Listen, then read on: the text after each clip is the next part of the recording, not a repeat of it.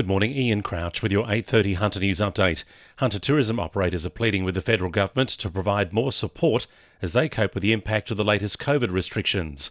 Bookings have crashed by as much as 90% in the first week of restrictions, as school holiday makers from Sydney are forced to have a staycation instead. The Hunter Valley Wine and Tourism Association wants the government to include the region in disaster relief payments for staff, as has been the case in Greater Sydney. Deputy Premier John Barilaro is urging his coalition colleagues to unpick privatisation contracts which prevent Newcastle from having a container terminal. The contracts impose limits and penalties designed to give Port Kembla and Port Botany preference in container freight traffic. The federal court this week ruled against the ACCC, which argued the contracts were uncompetitive and illegal. John Barilaro says the Nationals are gearing up for a fight with their Liberal colleagues over the issue, saying the port deals discriminate against Newcastle. Work to reduce flooding along University Drive at Waratah West will begin mid-next year after the peak summer period. The low section of the road is notorious for flooding during heavy rain, and last July saw passengers rescued from a bus which became stuck in rising floodwaters. The flow along Boatman Creek will be managed through the removal of the existing culvert, excavation of creek embankments and naturalisation of the channel north of University Drive. The work will also see a new bridge for the cycleway and shared path. Deputy Lord Mayor Declan Clausen says Council has awarded a contract for the work. It's a project that will mean less disruption for local traffic on an important road connecting our community with the university and of course the nearby Mater Hospital by reducing the frequency of flooding at University Drive.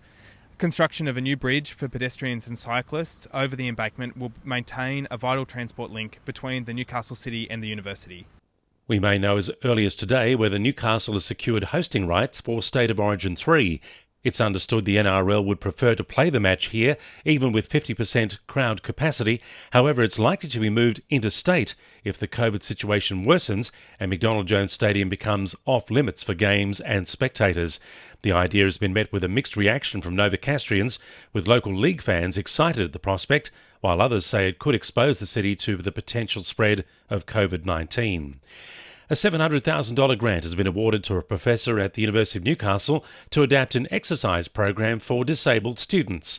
Professor David Lubens will collaborate with the Department of Education and Special Olympics Australia to adapt the Burn to Learn program for senior students with a disability. The project will assess the muscle strength and aerobic fitness of students at 30 schools as part of the trial.